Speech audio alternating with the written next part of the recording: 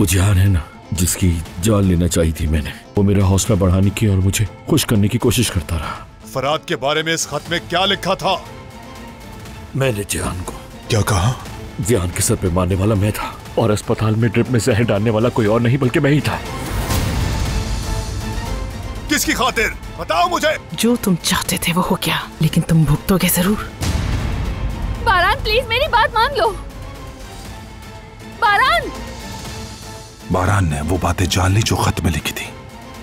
फराद को अपने धोखेबाजी की कीमत चुकानी पड़ेगी।